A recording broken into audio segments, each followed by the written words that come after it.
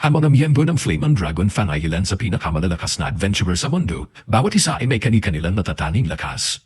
Subalit sa puntong iyon ay naroon secret na ang tanging magagawa lamang ay ang mga gawaing bahay kaya't nagtago siya sa likod ng isang pader upang hindi masaktan, kaso secret ang unang inatake ng Fenner pagdating nito kaya't siya'y tumilapon at ang iba pang miyembro ng pangkat ay naghandang makipaglaban. Inutusan ni Goof si Bandana na pigilan ang Fenner kaya kinilabas niya ang kanyang wire at iginapos ito, ngunit isang segundo lang at nauntog ng Fenner ang kanyang likod sa pader at karaniwan. Si Bandana ay mananatili na lang sana sa wheelchair habang buhay pero dahil kasama nila si Malphite, siya'y nagamot agad sa loob ng ilang segundo at bumalik sa pagharap. Ginamit niya ang isang puno para maging angkla sa lupa at binigyan si Goof ng pagkakataon na sintahin ang hulo ng Fenrir kaya tumalon siya at inatake ito gamit ang kanyang mahiwagang espada. Tuwang-tuwa ang mga taga-nayon sa pagkatalo ng Fenrir kaya't naghanda sila ng piging para sa pangkat kahit halos wala na silang pera. Subalit lubos na ayaw ni Goof sa pagkain panmahirap at inutos niya kay Quick na maghanda ng maayos na pagkain para sa kanya at hiniling ni Bandana na gumawa siya ng isang espesyal dahil ito na ang huling araw na makakakain sila ng luto ni Kurt. Hindi naintindihan ni Kurt ang ibig sabihin nila roon kaya't tinanong niya si Goof para sa paliwanag at sinabi nito kay Kurt na simula ngayon, siya ay sisantihin at di maintindihan ni Kurt kung bakit siya sisantihin kaya't tinanong niya siya kung may nagawa ba siyang mali at sinabi nito na ang problema ay hindi sapat ang ginagawa ni Kurt. Totoo siyang nag-aasikaso ng mga gawain ng pangkat ngunit bukod doon, siya ay ganap na walang silbi sa labanan at ang mga pangkat ay pinapayagan lamang magkaroon ng 4 na miyembro kaya kung nais nilang maging mas malakas, kailangan nilang palitan si Kurt ng isang makapangyarihang salamangkero o kahit man lamang isang taong kayang lumaban. Nakiusap si Kurt na hayaan siyang manatili sa pangkat ngunit sinipa siya ni Goof sa tiyan dahil sawa na siya sa paglereklamo ni Kurt, hindi na nila siya kailangan at iyon na ang huling desisyon at kinabukasan. Humalis si Kurt sa nayon mag-isa at walang patutunguhan at walang laman ang kanyang wallet na mas walang laman pa kaysa sa kawalan. Sa kalaunan ay nakarating si Kurt sa lungsod ng Saat halos hubos na ang kanyang mga barya kaya kailangan niya makahanap agad ng bagong trabaho. Nakita niya ang isang ahensya para sa pansamantalang trabaho at nagpasya siyang subukan ito. Pagpasok niya ay sinalubong siya ng resepsyonista at tinanong siya kung nandoon siya upang humupa ng tao o maghanap ng trabaho. Matapos sabihin ni Kurt na naghahanap siya ng trabaho, ipinalam sa kanya ng resepsyonista na kailangan niyang sumailalim sa isang panayam at pagsusulit sa kakayahan muna. Hiningi sa kanya ang pamunahing detalye tulad ng kanyang pangalan, edad at bayang pinagmulan kaya sinabi niya na ang pangalan niya ay Kurt Rockins, 15 taong gulang, at siya ay mula sa nayon ng Hastashin Mountains. Hindi alam ni Kel na may nayon sa mga bundok na iyon kaso nagpatuloy siya sa pagtatanong tungkol sa kanyang kasaysayan sa trabaho. Sinabi ni Kurt na siya ay bahagi ng Flame and Dragon Fang ngunit ang ginagawa niya lamang para sa kanila ay mga pamunahing gawaing bahay at tamakailan lang siya ay siniba.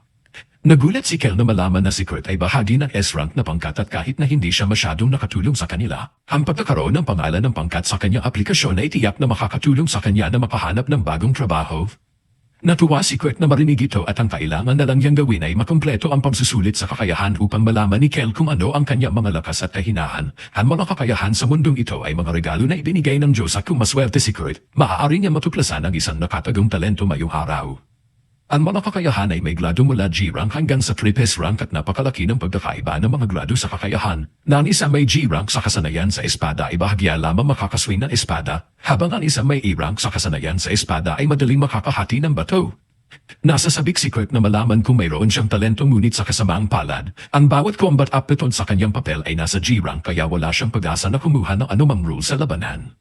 Nawala ng pag-asa si Kurt kaso sinabi sa kanya ni Kel na may pagkakataon pa rin na maaaring magaling siya sa isang trade skill tulad ng alchemy o pagpapanday. Bagaman ang teknisyan na humahawak ng mga pagsusulit sa kakayahan ay kasalukuyang nasa bakasyon kaya kailangan bumalik ni Kurt sa susunod na linggo para sa pagsusuri. Sinabi niya na hindi siya magtatagal dahil isang piraso na lang ng tinapay ang layo niya sa pagiging walang pera kaya kailangan niya makahanap ng trabaho ngayon din. Naintindihan ni Kel ang sitwasyon ni Kurt kaya't hiniling niya kay Kurt na subukang buhatin ang isa sa mga sandbag doon. Sinubukan ito ni Kurt at nahawakan niya ang bagat nakaramdam siya ng kakaibang sensasyon, halos parang hinigop ng buhanin ang kaunti niyang mana at dayon paman, naibsan niya ang bagat dahil sapat ang lakas niya para doon at naisip ni Kel na kaya niyang humawak ng trabaho sa konstruksyon. Binanggit niya kay Kurt na ang mag-revate ng tone ay kasalukuyang nangangailangan ng mga manggagawa para tumulong sa pagkukumpuni ng mga pader ng lungsod, kaya maaari siyang makakuha ng trabaho doon kung siya'y magsusulat ng liham ng rekomendasyon para sa kanya.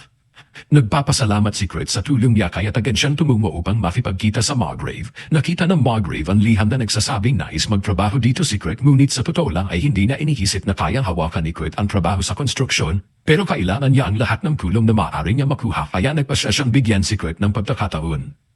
Inutusan niya si Kurt na haluin ang ilang semento at gamitin ito para kumpunihin ang pader at ang kanyang bayad ay ibabase sa dami ng kanyang nagawa. Babalikan ng Margrave si Kurt mamaya para tignan ang kanyang progreso at sinabi niya kay Kurt na kailangan niyang magsimula na agad dahil kung hindi niya nagamit ang kahit kalahati ng isang bariles ng semento sa oras na bumalik ang Margrave, magiging mababa ang kanyang bayad.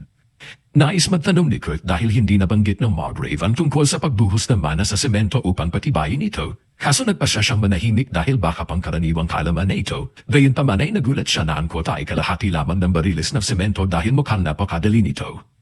Kaya't nagpasya si Kurt na gamitin ang kasing dami ng semento na kaya niya bago bumalik ang Margrave. Pagbalik ng Margrave ay nagulat siya na nakita niyang tapos na ni Kurt ang isang buong seksyon ng pader. Humingi ng tawad si Kurt sa kanya dahil maaari pa sana siyang gumawa ng higit ngunit naubos na ang semento niya sa kalagitnaan. Nahihirapan pa rin paniwalaan ng Margrave na talagang nakumpuni ni Kurt ang mahigit sa isang katlo ng malaking kanlurang pader kaya tinanong niya si Kurt kung paano niya nagawang ayusin ang tuktok ng pader at ipinaliwanag niya na hinagis nila ang semento doon at gumamit ng isang stick para mapantay ito. Karaniwan ay tatawa din ng Margrave si Kurt dahil imposible ang tunog noon at nakita ni Kurt na kahit papaano ay nagawa niya magtagumpay kaya't dapat siya ay nagsasabi ng totoo. Tinanong siya ng Margrave kung gaano katagal niya balak magtrabaho doon at sinabi ni Kurt na kailangan niya lang ng trabaho sa loob ng 1 linggo. Natuwa ang Margrave na marinig ito at iginiit kay Kurt na sapat na ang nagawa niya para sa araw na iyon kaya maaari na siya umuwi. Wala siyang sapat na pera sa kanya upang bayaran si Kurt para sa lahat ng trabaho na nagawa niya. Kaya binigyan niya ito ng isang maliit na supot ng pera at nangako na ipapadala ang natitira sa pamamagitan ng temp agency. Namangha si Kurt dahil mas marami ang pera sa maliit na supot kaysa sa kanyang kikitain noon habang nagtatrabaho siya sa partido ng mga bayani. Sa susunod na ilang araw ay patuloy na masipat na nagtrabaho si Kurt sa pagkukumpuni ng pader, ngunit biglaan sinabi sa kanya ng Margrave na siya ay tanggal na. Nagtaka si Kurt kung bakit, kaya ipinaliwanag ng Margrave na ang pagkukumpuni ng pader ay upang magbigay ng trabaho sa mga taong nasa kahirapan. Ngunit masyadong mahusay si Kurt kaya't kung patuloy siyang magtatrabaho doon ay wala na matitirang trabaho para sa iba. Hindi galit ang Margrave kay Kurt ngunit sa nakita niya ang kakayahan ni Kurt ay nasa antas na double S, kung hindi man triple S rank kaya mas mabuti pang magtrabaho siya sa Royal Capital o sa iba pa. Binigyan niya si Kurt ng malaking bayad bilang compensation sa biglaang pagtanggal at umalis. Subalit maling naintindihan ni Kurt ang sitwasyon at tinakala niyang gusto lang siyang palisin ng Margrave dahil sa pagiging isang kakilakilabot na manggagawa. Bumalik siya sa temp agency at nakipagkita kay Kel para sabihin na siya ay tinanggal at aabutin pa ng ilang araw bago masuri ang kanyang mga trade attribute. Biglang may nangyaring gulo sa front desk at mukhang may isang babae na sinusubukan na mag-set up ng isang ad para sa recruitment. Kaso binanggit ng receptionist sa desk na walang sino mang kumayag na magtrabaho sa ilalim ng nakakatakot na mga kondisyon na inaalok niya. Gayunpaman ay patuloy na iginiit ng babae na subukan ng receptionist na makahanap ng isang tao at nagsisimula na itong magdulot ng kabuluhan kaya lumapit si Kel upang alamin kung ano ang problema. Ipinaliwanag ng kasamahan ni Kel na nais ng babae na kumuha ng isang menor de edad upang maghukay sa isang bundok na hindi pa nasusuri. Kaso tumatanggi siyang magalok ng bayad ng maaga at iginihit na magbabayad lamang siya kung matagumpay ang paghuhukay. Sumang-ayon si Kel na walang sino man sa kanilang tamang pag-iisip ang pumayag sa mga tuntuning iyon kaya sinubukan niyang kumbansihin ang babae na kumuha ng mga investor upang paunlarin ang mina. Binanggit ng babae na hindi niya magagawa iyon dahil kung hindi niya mabayaran ang mga buwis sa katapusan ng linggo, ang kanyang mina ay ma-empower count at sa puntong ito, lumapit si Kurt at sinabing handa siyang tanggapin ang trabaho na iyon dahil sa kanyang nayon. Tumulong siya sa paghuhukay sa mina kaya't mayroon siyang sapat na karanasan. Tinanong siya ni Kel kung sigurado ba siya na gusto niyang tanggapin dahil sa kontratang inaalok ng babae, posibleng hindi siya mabayaran sa lahat. Bago pa man nakasagot si Kurt, pinutol siya ng babae at sinabing umaasa siya na makakuha ng isang malakas na dwarf at hindi isang walang muwang na batang mukhang si Kurt at masama ang kanyang loob na papadawin ito kay Kurt. Subalit ang anumang dwarf ay manangailangan ng bayad na hindi bababa sa 10 pilak at hindi kaya magbigay ng ganung halaga ng babae, kaya't napagpasyahan niyang kunin na lang si Kurt. Habang umaalis si Kurt at ang babae at doon ay nalungkot si Kel sa pagpayag niyang tanggapin ni Kurt ang trabaho dahil sa totoo lang, hindi ito sulit sa oras at sa palagay niya ay mas mabuti pang magtrabaho si Kurt sa isang brothel dahil handa siyang magbayad ng malaking halaga para makasama siya sa isang gabi. Habang nag-iisip siya tungkol kay Kurt ay tinawag siya ng kanyang kasamahan dahil mayroong bank transfer na dumating. Ito pala ang natitirang bayad na ipinangako ng Margrave bilang kabayaran sa lahat ng ginawa ni Kurt sa padel. Inaasahan ni Kel na ito ay nasa 50 pilak lamang ngunit ito pala ay tseke para sa 200 ginto at iyon ay malaking halaga. Nagulat siya na nakadawa si Kurt ng ganun kalaking pera kaya't aksidenteng natapilok siya sa mga sandbag sa sahig. Lumapit ang kanyang kasamahan at pinaalalahanan siya na mag-ingat dahil hindi ordinaryong sandbag ang mga ito. Ginagamit ang mga ito upang sukatin ang dami ng mana na taglay ng isang tao at nagiging mas mabigat kapag hinawakan ng isang tao na may malaking reserba ng mana. Karaniwan ay hindi ito tumutugon sa ordinaryong tao kaya madali itong nabubuhat ni Kel. Ngunit naalala niyang nahihirapan si Kurt nang buhatin niya ito ilang araw na nakalilipas kaya nagsimula siyang magtaka kung talaga bang ordinaryong bata lang si Kurt. Samantala ay naglalakad sina Kurt at Eulacia papunta sa kagubatan para makarating sa kanyang kampamento. Kaso pagdating doon at medyo nag-aalala si Kurt dahil iisa lamang ang tent, sinabi ni Eulacia na sapat na malaki ang tent para sa kanilang dalawa na magkatabi matulog kaso iginiit ni Kurt na hindi siya makakatulog kung katabi niya ang isang magandang babae tulad niya. Nainis si Eulacia nang tawagin siya maganda ni Kurt dahil inisip niya na sinusubukan lang siyang bolahin ni Kurt. Dagdag pa niya na talagang iniisip niya maganda si Eulacia at napagtanto ni Eulacia na sincero si Kurt sa kanyang sinabi, kaya't binitawan niya ito at kinabutan siya ng isang patatas para sa hapunan. Isang simpleng pinakuluan na patatas lamang ito kaso matagal nang walang nagluluto para kay Kurt kaya labis na itong pinahahalagahan. Nagpapasalamat din siya dahil kasama niyang kumakain si Eulacia. Dahil palagi siyang pinagbabawalan ni Guv at ng iba pang kasama sa partido ng mga bayani na kumain sa pareho silid kasama sila. Kinagabihan ay nagpunta na sa kama sina Kurt at Eulacia pero nahihirapan si Kurt na makatulog dahil pumasok sa kama si Eulacia na naka-underwear lamang. Hindi siya makakatulog sa ganitong sitwasyon kaya nagpasya siyang lumabas ng tent at doon matulog sa labas para sa gabi.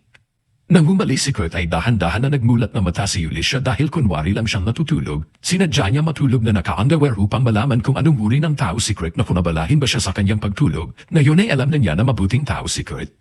Kinabukasan ay nagising si Eulacia at lumabas ng tent at nakita niya si Kurt na natutulog malapit sa isang puno at bahagyan nakaramdam siya ng pagkaawa dahil pinatulog niya ito sa labas. Ngunit napansin niyang ayos na ang kanyang jacket at nang magising si Kurt, tinanong siya ni Eulacia kung siya ba ang nagayos ng kanyang jacket at kinumpilma niya ito. Humanga si Eulacia sa kanyang talento sa pananahi at nagsimula siyang magtaka kung magaling din kaya si Kurt sa pagninina. Ngunit huli na para maghanap pa ng ibang kasama kaya kailangan na nilang magtrabaho. Tinanong ni Kurt si Eulacia kung may napili na ba siyang lugar para simulan ang pagninina. Pero plano lang sana ni Eulacia na magukay sa mga random na lugar at kumasa na makakita ng mahalagang mineral.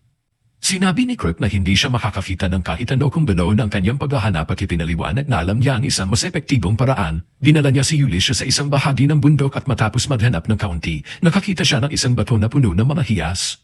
Nagulat si Eulacia na ganun kadali na itong natagpuan at sa loob lamang ng ilang minuto, natagpuan ni Kurt ang bawat isang hiyas sa bahaging ito ng bundok. Halos hindi makapaniwala si Eulacia dahil kung may bebenta niya ang lahat ng mga hiyas na ito ay makakabayad na siya ng kanyang utang. Subalit iginihit sa kanya ni Kurt na hindi niya maaaring ibenta ang mga ito at napagtanto ni Eulacia na tama siya dahil si Kurt ang nakakita sa lahat ng mga ito kaya siya ang may karapatan sa pera. Pero hindi iyon ang ibig sabihin ni Kurt at sinubukan niya ipaliwanag na mas tataas ang halaga ng mga hiyas kung gagawin muna niya ito mga mahiwagang kristal. Nag-alala si Eulacia tungkol dito kaso ipinaliwanag pa niya na mayroon lamang 10 mago sa buong kaharian na may kakayahang gawing mahiwagang kristal ang mga hiyas at habang sinasabi niya ito, natapos na ni Kurt gawing isang mahiwagang kristal ang isang hiyas. Labis na nagulat si Eulacia dahil hindi lamang nakagawa si Kurt ng mahiwagang kristal, ngunit agad niya itong nagawa samantalang ang pinakamahuhusay na mago ay aabutin ng hindi bababa sa 1 oras para makagawa ng isang mahiwagang kristal. Matapos mabago ni Kurt ang lahat ng mga hiyas sa mga kristal, pumayag siyang hayaang ibenta ni Eulacia ang mga ito kaya umalis siya habang naiwan si Kurt sa bundok dahil may ilang bagay pa siyang nais tapusin. Tumungo si Eulacia sa ahensya ng aduana sa lungsod at sinabi na nais niya magbenta ng ilang mahiwagang kristal sa Royal Capital. Dahil lubos na mahalaga ang mga mahiwagang kristal at tinanong siya ng ahente kung saan niya nakuha ang mga ito. Walang maniniwala sa kanya kung sasabihin niya isang batang lalaki ang lumikha ng mga ito kaya ipinakita niya ang kanyang emblem ng Royal Family upang itigil ang mga tanong. Ito ay isang uri ng blanco dahil matagal na siyang tumigil sa pagtatrabaho para sa Royal Family at nakalimutan lamang nilang bawiin ang kanyang emblem. Ngunit dumana ang tactics kaya't pinayagan siya ng ahente ng aduana na gamitin ang teleportation circle papunta sa kabisera. Pagdating niya roon ay dumiretso siya sa tindahan ng isang lumang kaibigan at sinabi niya mayroon siyang ilang mahiwagang hiyas na ibebenta at tiningnan ni Mimiko ang mga kristal at sa una, hindi ito mukhang magkakahalaga ng maraming ngunit sa mas malapitang inspeksyon. Natuklasan niyang mayroon itong 10 beses na mas maraming mana kaysa sa karaniwan, kaya't ang bawat isa sa mga kristal na ito ay nagkakahalaga ng 10 ginto. Hindi makapagsalita si Eulacia dahil binigyan siya ni Kurt ng 50 piraso nito. Kaya kalmadong inabot ni Nemo sa kanya ang isang bag na may 500 gintong barya. Ngunit bago umalis si Eulacia ay may 2 kahilingan si Nemo. Una, nais niyang ipapangako ni Eulacia na ibebenta lamang ang mga kristal na tulad nito sa tindahan ito dahil magiging sakuna kung ang mga kristal na ganito kalakas ay malayang makakalat ng walang regulasyon. Pangalawa ay nais niya malaman ang pangalan ng taong lumikha ng mga kristal. Pumayag si Ulysses sa unang kondisyon, ngunit sinabi niyang hindi niya masasabi kay Mimiko ang pangalan ng pagalikha ng mga kristal dahil kailangan muna niyang hingin ang pahintulot nito. Si Minhiko ay isang court mage para sa royal family kaya sinubukan niyang gamitin ang kanyang posisyon para utusan si Ulysses na ibigay ang impormasyon tungkol sa mahiwagang bago, kaso dahil hindi na nagtatrabaho si Ulysses para sa royal family at hindi siya obligadong sumunod kay Minhiko. Napantanto ni Mimiko na hindi niya mapipilit si Ulysses na ibigay ang impormasyon kaya hiniling niya na tiyakin ni Ulysses na hindi lilipat sa ibang bansa ang bago. Gusto rin niyang sabihin ni Ulysses sa kanya na kung pumayag siya magtrabaho para sa royal family, handa si Mimiko na bigyan siya ng titulo ng count at buong access sa Royal Research Lab at lahat ng benepisyo nito. Pagkatapos ay umalis si Ulysses sa tindahan ni Mimo at kinabukasan, bumalik siya sa bundok para makipagkita kay Kurt, ngunit nagulat siya na makitang nagtayo si Kurt ng isang buong bahay sa panahon wala siya. Nagpaliwanag si Ulysses na gusto ng isang kaibigan niya na kunin si Kurt bilang isang maharlikang salamangkero kung tatanggapin niya ang posisyon. Kapag tinanggap na ito ay ituturing siyang isang maharlika kaya't sigurado ang magandang sahod at mga benepisyo, kahit ano pa man. Nahihirapan maniwala si Kurt na talagang inaalok siya ng ganitong kahangahangang trabaho subalit tiniyak sa kanya ni Ulysses na totoo ang alok. Tinanong niya si Kurt kung ano ang gusto niyang gawin, ngunit sinabi ni Kurt na tatanggihan niya ito. Hindi makapaniwala si Ulysses na tatanggihan ito ni Kurt dahil ang sino man ay tatalon sa pagkakataong maging isang maharlikang salamangkero at kahit sino ay nagulat dahil ang dahilan ni Kurt sa pagtanggi ay walang kwenta na inihisip niya na hindi siya karapat-dapat sa isang posisyong maglalagay sa kanya sa itaas ng ibang tao at umaasa pa rin siyang bumalik bilang tagagawa ng gawain ng Flame Dragon kahit na kailangan niya magmakaawa para muling tanggapin. Ang kanyang trabaho pa rin ay tumulong kay Ulysses sa pagninina ng mga hiyas dito at sinabi niya sa kanya na nakahanap siya ng magandang hiyas kahapon kaya makakakuha siya na mas marami pa para sa kanya. Nagpapasalamat si Ulysses sa kanyang sigasig pero nag-aalala siya na baka pagod si Kurt sa lahat ng trabaho niya kahapon. Gayunpaman ay sinabi niya sa kanya na huwag mag-alala dahil nakatulog siya ng 6 na oras na gabi. Nagulat si Ulysses na marinig ito at sinimulan niya mag-isip kung paano nakapagtayo si Kurt ng isang buong bahay at nakakuha pa ng 6 na oras na tulog. Ngunit inakala ni Kurt na nagagalit si Ulysses dahil sa sobrang niyang tulog kaya humingi siya ng paumanhin at sinabing babawi siya sa kanyang pagiging tamad. Talagang kailangang ipaliwanag ni Ulysses ang lakas ni Kurt sa kanya balang araw, kaso hindi niya alam kung paano ito sasabihin kaya nagpatuloy na lang sila sa pagninina. Itinuro ni Kurt kay Ulysses ang lugar na kanyang natagpuan at madaman mukha itong karaniwang bahagi ng kabubatan. Binanggit niya kay Ulysses na dapat makahanap siya ng magagandang hiyas doon, kaso binalaan niya itong huwag maghukay ng lampas sa 500 metro na parang ito'y aksidenteng magagawa. Pagkatapos ay naglakad na siya palayo kaya tinanong siya ni Ulysses kung saan siya pupunta at ipinaliwanag ni Kurt na patungo siya sa ibang lugar ng pagninina at magkikita sila muli mamaya. Maghapon nagninina si Ulysses at pagdating ng gabi ay sa wakas ay nakahanap siya ng malaking topaz na hiyas. Idineposito niya ang lahat ng gintong barya mula sa mahiwagang mga hiyas sa account ni Kurt dahil siya ang nakahanap ng mga ito. Nagsasalita tungkol kay Kurt ay nagpasya siyang tingnan kung ano ang kalagayan niya at batay sa nakita niya sa kanya, alam niya mag-overboard ito. Subalit hindi inaasahan ni Ulysses na magtatayo si Kurt ng isang buong sistema ng tunnel sa loob lamang ng 8 oras. Sa huli ay lumabas si Kurt at sinabi niya kay Ulysses na sa kasamaang palad ay kaunti lamang ang nahanap niyang hiyas na kanyang hinahanap. Ang iba pang nakita niya ay mga walang kwentang bato lamang kaya plano niya itapon ang mga ito pagkatapos niya dito. Tiningnan ni Ulysses ang mga bato sa kariton at mukhang masyadong magaganda ang mga ito para ituring na walang halaga. Kaya tinanong niya si Kurt kung ano ang mga ito at ipinaliwanag ni Kurt na ang mga iyon ay methylures. Kaso sa nayo ni Kurt ang mga ito ay karaniwan lang sa mga minahan kaya itinatapon lang nila ito kapag nakakita sila. Walang masabi si Ulysses sa kanyang narinig at bukod sa gusto niya malaman kung anong klase ng nayo ng pinanggalingan ni Kurt. Tinanong niya si Kurt kung anong hiyas ang hinahanap niya kung itinuturing niyang basura ang mithril. Inilabas ni Kurt ang isang maliit na bato at sinabi niya kay Ulysses na hinahanap niya ang orichalcum pero nakahanap lamang siya ng sapat para punuin ang isang maliit na kahon. Kilala ang orichalcum bilang metal ng mga Diyos kaya kahit isang gramo nito ay nagkakahalaga ng milyon-milyon. Casual lang na nakahanap si Kurt ng isang kahon ng bagay na ito at walang ideya si Ulysses na maaaring makita ang orichalcum sa mga lugar na tulad nito. Ngunit sinabi ni Kurt sa kanya na maaari niya itong mamina kahit saan na kailangan niya lang maghukay ng 8 kilometro sa lupa para makuha ito. Nagpasya si Ulysses na tama na ang pagmimina para sa araw na iyon at dahil sa masakop ng topaz na kanyang nakita ang kanyang mga buwis, tapos na ang kontrata niya kay Kurt at nananahulugan ito na kailangan na maghanap ni Kurt ng ibang trabaho dahil wala pang nagsasabi sa kanya tungkol sa bundok ng ginto sa kanyang bank account. Habang papunta si Kurt sa ahensya ay nakasalubong niya si Bandana, natuwa siya na makita siya ngunit nagtanong siya kung ano ang ginagawa niya roon. Binanggit ni Bandana na hindi na siya bahagi ng Flame Dragon pero mayroon pang ibang kwento bukod doon. Pagkatapos ng kanilang delikadong misyon, nagpunta si Galova sa isang 5-star hotel na restaurant para kumain ng masarap na pagkain pero kumpara sa pagluluto ni Kurt, parang basura ang lasa ng lahat ng pagkain doon. Nagngit-ngit sa galit si Galuva kaya't sinira niya ang lugar at umalis na hindi nagbabayad. Habang naglalakad siya sa isang estinita at nakasalubong niya si Bandama at sinabi niya rito na sobra na ang pagkasira niya sa restaurant. Ngunit ang tanging inaalala lang ni Galuva ay ang pagkakaroon ng masarap na pagkain kaya tinutusan niya si Bandana na hanapin si Kurt at pilitin siyang bumalik kahit na kailangan pambaliin ang mga buto niya para magawa ito. Maliwanag na nawawala sa katinoan si Galuva kaya hindi na nakipantalo si Bandana. Inagaw niya ang kristal ng teleportation ni Galuva at tumakas sa estinita at habang umaalis siya, nakita niya ang mga gwardya ng lungsod na papalapit sa lokasyon ni Galuva at kung walang teleportation ng kristal ay tiyak na maaresto siya dahil sa ginawa niya sa restaurant. Dagdag pa itinawag si Mal ng simbahan kaya opisyal na natapos ang grupo ng Flaming Dragon. Bagamat hindi niya sinabi ang lahat ng detalye tungkol sa pagkalugmok ni Gulnova, nadismaya si Kurt na marinig na nabuwag na ang Flaming Dragon dahil ibig sabihin hindi na siya makakabalik pa. Hindi maintindihan ni Bandana kung bakit gusto pa niyang bumalik sa unang lugar. Ipinaliwanag ni Kurt na marami siyang utang na loob kay Galuva at hindi niya alam kung gaano kasama ang ugali ni Galuva, kaya't malungkot siya na hindi na niya makakasama pa ito. Si Bana sa kabilang banda ay hindi talaga nagmamalasakit kay Galuva dahil takip lamang ito upang mabantayan si Kurt. Dahil papunta si Kurt sa ahensya at inisip ni Bandana na ligtas na ipapalagay na naghahanap siya ng trabaho at kung ganoon niya, may perpektong trabaho siya para kay Kurt. May kaibigan siyang naghahanap ng tulong sa kanyang workshop kamakailan at magiging disenteng trabaho ito dahil master ng Idle Liar ang kaibigan ito. Hilan lamang ang mga master ng Idle Liar sa mundo at sila ay lubos na mahalaga kaya katumbas na isang Viscount ang kanilang impluensya. Tinanong ni Bandana si Kurt kung gusto niyang tanggapin ang trabaho at pagkarating ni Kurt sa workshop ng Italaya Master. Medyo naguluhan siya dahil mukha lang itong karaniwang bahay at kumatok siya sa pinto at isang maliit na elf na babae ang sumagot.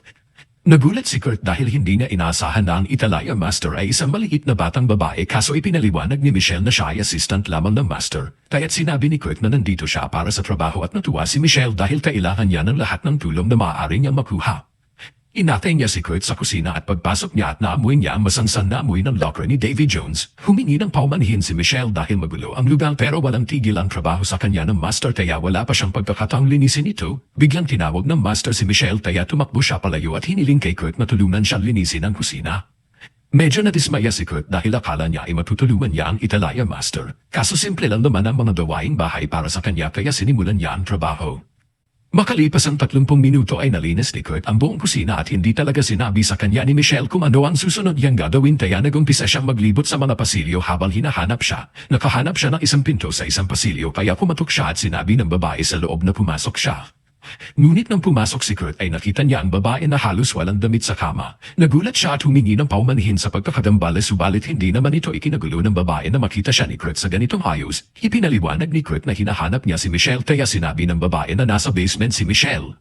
At mangaalis na sana si Kurt para hanapin si Michelle ngunit napansin niya ang isang madilim na malkas sa tiyan ng babae. Nakilala niya ito bilang isang sumpa kaya tinanong niya ang babae kung maaaring niyang tingnan na malapitan. Binigyan siya ng pahintulot kaya't lumapit si Kurt at sinimulang madamaan sinumpang lugar. Karaniwang sinisira ng ganitong mga sumpa ang mga internal na organo sa apektadong lugar kaya dapat ay napakahirap para sa babae na kumain. Ngunit lumalabas na buo pa rin ang kanyang tiyan kaya nagalok si Kurt na gumawa ng pagkain para sa kanya. Samantala ay nakipagkita si Yulisha kay Mimiko para pag-usapan ang tungkol sa mayat hilak o rakalam na natagpuan ni Kurt. Hindi pa rin niya ito ginawang mga mahiwagang kristal na yung pagkakataon at ang halaga nito ay mahigit pa sa 50,000 gintong barya kaya nagsisimula na mag-alala si Yulisha. Tinanong niya si Meika kung ano sa palagay niya mangyayari kapag nalaman ng mga tao ang tungkol sa kakayahan ni Kurt. Sa pinakamagandang sitwasyon ay maaaring i-kidnap si Kurt at pilitin na maging alipin. Sa pinakamasamang kaso ay maaari siyang patayin dahil sa pagiging malaking banta. Tinanong ni Mimi si Yulisha kung ano ang plano niya kay Kurt at hanggang ngayon ay iniisip pa rin niya na ihanda siya upang maging isang master ng Atelier. Sa ganitong paraan ay magkakaroon siya ng sapat na kapangyarihan na walang sino man ang makakapagsamantala sa kanya at plano rin niya maging bodyguard niya kaso mahihirapan siyang pumayag si Kurt sa lahat ng ito dahil masyado siyang makapal upang napagtanto kung gaano siya kahusay talaga at mas malala pa. Palagi niyang ninamaliit ang kanyang sarili. Kailangan gawin ni Yulisha ang isang bagay bago pa mapahamak si Kurt. Samantala ay katatapos lang ni Kurt magluto ng lugaw para sa babae na kilala niya kanina nang biglang lumabas sina Michelle at ang master ng itilim na si Elia mula sa basement. Pareho silang nagulat na hindi na isang panganib sa kalusugan ng kusina at lalo na nanalinas si Tony Kurt sa maikling panahon. Napansin ni Elia na nagluluto si Kurt ng lugaw kaya ipinaliwanag ni Kurt na sinabi ng babaeng nakilala niya sa isa sa mga kwarto na siya ay gutom. Mukhang may pag-aalala si Elia na nakilala ni Kurt ang babaeng iyon kaya pinapangako niya kay Kurt na huwag sabihin kahit kanino ang tungkol sa kanya. Nangapo si Kurt kaya sinabi ni Elia na maaari na siya umuwi sa araw na iyon at binigyan siya ng 3 pilak na barya. Nagulat si Kurt na binabayaran siya ng ganun kalaki para lang sa paglilinis ng kusina, kaso binanggit niya na nararapat ito dahil sa sipag ng kanyang trabaho at hiniling sa kanya na bumalik kinabukasan. Makalipas ang ilang sandali ay pumunta si Elia sa kwarto ng babae, dala ang lugaw na niluto ni Kurt para sa kanya at pinaalalahanan niya na hindi siya dapat makita ng ibang tao. Bukod dito ay hindi mukhang banta si Kurt kaya hindi iniisip ni Elia na kailangan niya mag-alala na baka ilabas niya ang sekreto. Hindi pa rin kumakain ito kaya't hiniling ni Elia na maghintay muna siya ng 1 minuto. Habang sinusubukan ni Elia ang lugaw para sa lason at sinabi ni Lee na hindi na kailangan niyon, sandali lang siyang nakausap ni Kurt subalit binanggit ng kanyang intuition na mabuting tao si Kurt at bukod dito, walang punto na malalason siya dahil malayo na ang narating ng sumpa. Nabuhay siya sa paghihinala sa lahat ng nasa paligid niya kaya kahit ngayon lang, gusto niya magtiwala ng lubos sa isang tao at naiintindihan ito ni Elia kaya hinayaan niyang kainin ni Lee ang lugaw. Pero pagkatapos ng unang kagat ni Lee ay bigla siyang pinagpawisan ng sobra at bumagsak sa sahig. Akala ni Elia na talagang nilason ni Kurt ang pagkain kaya handa na siyang maghanap at patayin si Kurt pero biglaang tumayo si Lee at sinabing ayos lang siya. Sa katunayan ay mas maganda pa ang pakiramdam niya kaysa dati dahil nasira na ang sumpa. Hindi alam ni Elia kung paano proseso ang nangyari dahil hindi basta-basta nababasag ang ganitong klase ng sumpa pero walang duda na nabasag ito ng pagkain na niluto ni Kurt. Sa parehong sandaling iyon ang lihim na organisasyon na naglagay ng sumpa kay Lee ay nagpulong dahil nalaman nila na nabasag ang sumpa. Umaasa sila na gagamitin ito para patayin si Lee mula sa malayo, ngunit ngayon ay kailangan nilang gumamit ng mas radikal na mga hakbang.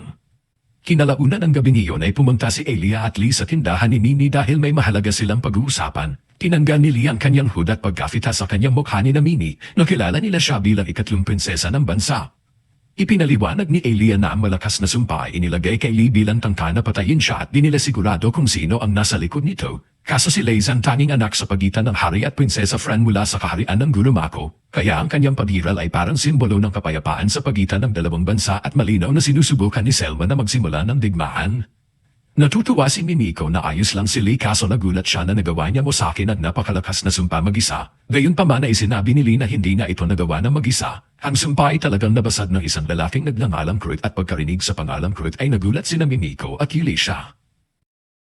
Nakikita natin na si Alicia ay nahihirapan pa rin paniwalaan na ang sumpang matagal nang nagpapahirap kay Lee ay nabasag lang dahil sa isang mangkok ng lugaw. Sa ngayon ay alam na niya na nakakatawa ng mga kakaibang bagay si Kurt, pero iniwan niya lang ito mag-isa ng kalahating araw at naligtas agad nito ang prinsesa.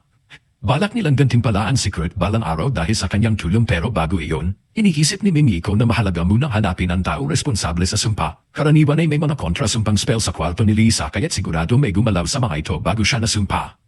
3 tao lang sa kaharian ang may access sa kwarto ni Lisa noon, si Son of Aris Katz ang general ng Royal Expedition Force, si Tristan Maynol, ang obispo ng simbahan at si Isidora ang ikatlong reyna ng kaharian. Gayunpaman ay hindi sila pwedeng basta-basta magbintang kaya kailangan muna nila makakuha ng matibay na ebidensya bago sila kumilos. Himinungkahi ni Ophelia na maghanda sila ng bitag para mahuli ang salarin at may naisip na siyang plano. Kamakailan lang ay nag-15 years old si Lee kaya't ayon sa kaugalian ng hari ay kailangan niya umalis ng bahay at magsanay ng 1 taon. Ang mga taong nasa likod ng tangkang pagpatay ay tiyak na susubukan na lapitan siya muli. Kaya balak ni Ophelia na gumawa ng isang huwad na Italaya Master at sabihin na doon ipinadala si Lee para mag-training. Malamang nasusubukan ng mga asasin na mag-imbestiga tungkol sa Italaya Master para makaplano umatake at kapag ginawa nila iyon, siguradong mahuhulog sila sa bitag ni Ophelia at kailangan lang nila makahanap ng isang taong may magagandang tagumpay para maging huwad na Italaya Master. May naiisip na silang perpektong tao at ipinakita ni Alicia kay Ophelia ang isa sa mga magic crystal na ginawa ni Kurt. Pagkakita pa lang niya sa crystal ay sigurado na siya iyon ang pinakamataas na kalidad ng crystal na nakita niya. Samantala kinabukasan ay bumalik si Kurt sa bahay ni Ophelia para magtrabaho, pero pagdating niya ay may nakita siyang sulat sa pintuan na nagsasabing wala si Ophelia at nakasalubong niya si Michelle at tinanong kung ano ang nangyayari. Ipinaliwanag ni Michelle na pagkatapos umalis ni Kurt kahapon na bigla na lumabas si Ophelia kasama si Lee at mula noon ay hindi pa sila bumabalik. Dahil dito ay wala si Kurt madawa kaya umalis siyang dismayado at nagtungo sa guild para kumain. Habang kumakain siya ay narinig niya ang grupo sa katabing mesa na nagpapanik dahil nagkasakit ang kanilang porter at kung wala ito, hindi nila makakaya ang kanilang susunod na misyon. Wala na rin silang oras para mag-post ng anunsyo para sa bagong porter kaya mukhang kailangan na nilang i-cancel ang misyon. Pag-isipan ito ni Kurt at sigurado siyang kaya niyang gawin ang trabaho ng porter kaya't lumapit siya sa mesa nila at nagpakilala. Sabi niya ay narinig niya ang usapan nila at kahit na mahina siya sa labanan at tiwala siya na magiging kapakipakinabang siya sa grupo bilang porter, humalma si Sena sa ideya na magiging porter si Kurt dahil hindi raw kayang gawin ng isang payat na bata ang ganoong kabigat na trabaho. Pinalo siya ni Kurt sa ulo at humingi ng paumanhin kay Kurt sa bastos na asal ng kapatid niya pero kahit siya, hindi rin kumbinsido na kakayanin ni Kurt ang pagiging porter at isa kasi itong trabaho na nangailangan ng lakas, lalo na't ang misyon nila ay tungkol sa mga golem na may timbang na higit sa 200 kilo.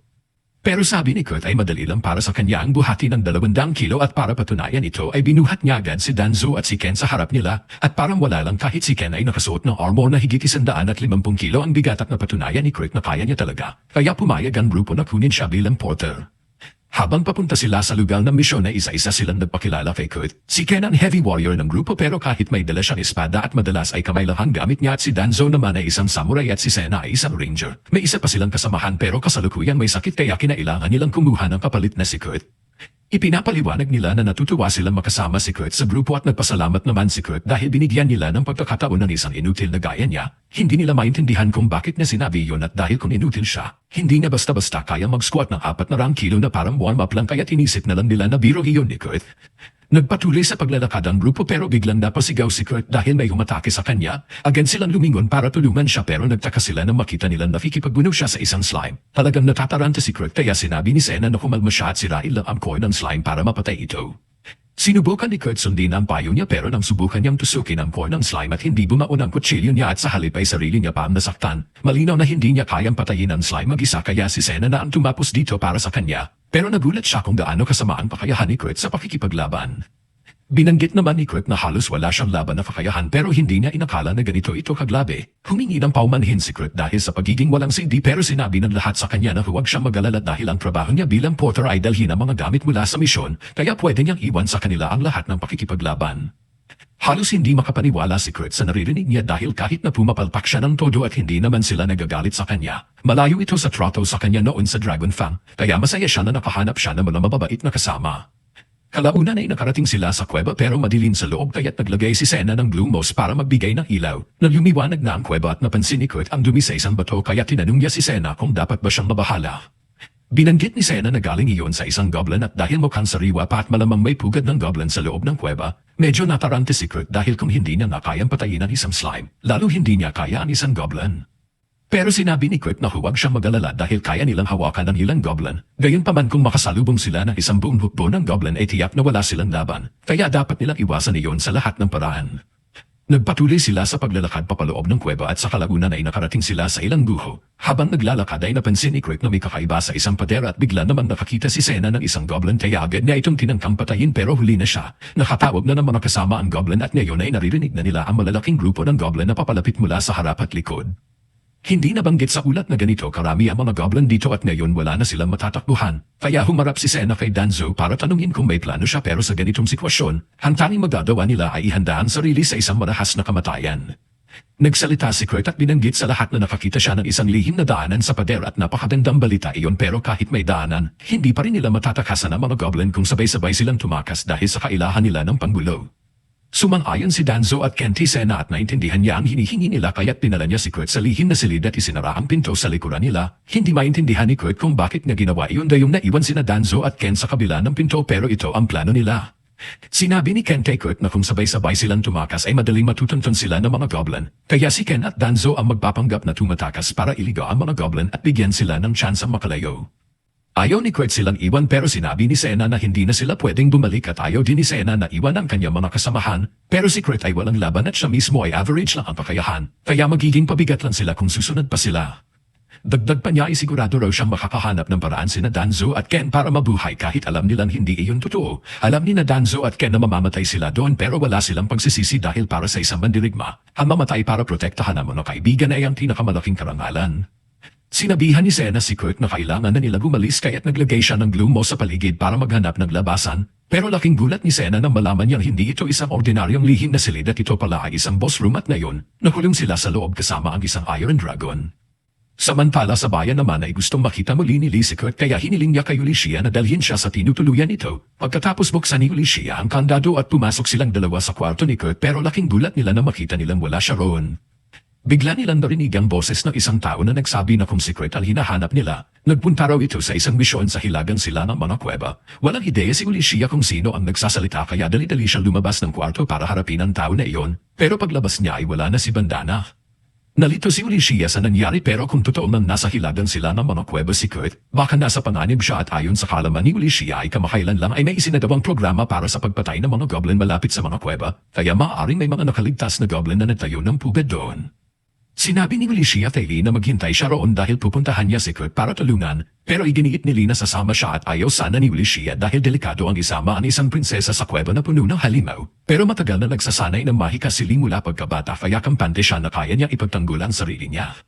Bukod pa rito ay tungkulin ni Alicia na bantayan siya kaya magiging mas delikado kung iiwan siya mag-isa. Sa huli ay pumayag si Alicia na isama si Lee at nagtungo silang dalawa sa kuweba dahil sa sariwang glomo sa mga dingding ay alam nila may dumaan kamakailan.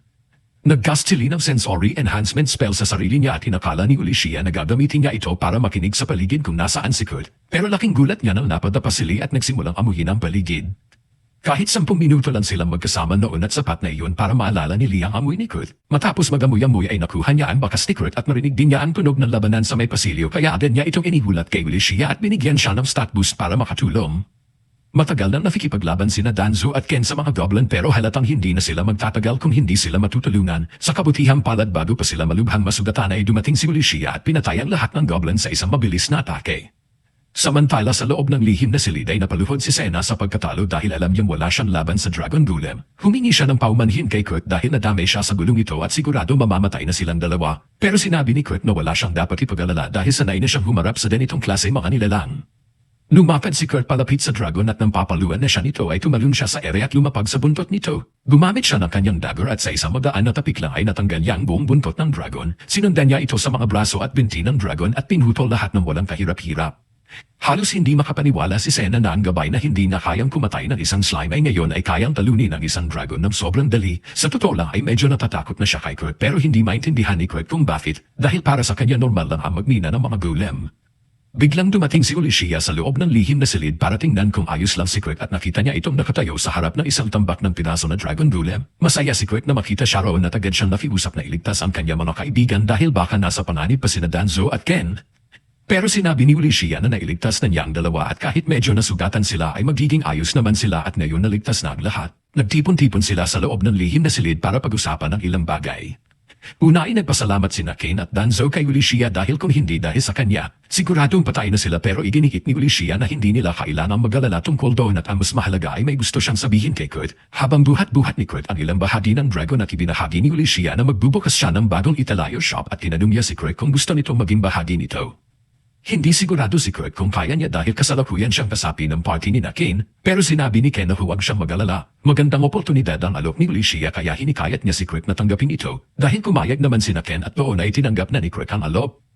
Binanggit din ni Alicia na kailangan niyang kumuha ng ilang adventurer para protektahan ang Italayo shop kaya tinanong niya si Kurt at ang iba kung gusto nilang kunin ang posisyon. Binanggit nila ikatutuwa nila iyon. Dahil sa magandang balita, nagmungkahi si Kurt na magparty sila pagbalik nila sa bayan at dahil napag-usapan na rin ang bayan, inaalalahanan ni Alicia si Kurt na ipapraise ang kanyang mga kakayahan pagbalik niya sa agency dahil nakahanap na siya ng taong gagawa nito para sa kanya. Ilang oras matapos noon ay dumating si Kurt sa agency at ipinakilala siya kay Miniko. Sinabi ni Miniko na isa siyang royal court mage at marami na siyang narinig tungkol sa mga kahangahanang kakayahan ni Kurt kaya narito siya para magsagawa ng appraisal sa mga non-combat skills ni Kurt. Matapos ang appraisal ay ipinaliwanag ni Miniko kay Kurt na lahat ng kanyang non-combat skills ay B-rank pero kasinungalingan iyon. Batay sa resulta na nakuha niya at lahat ng skills ni Kurt ay triple S rank at ang mana po niya ay mas malaki kaysa sa anumang nakita niya noon.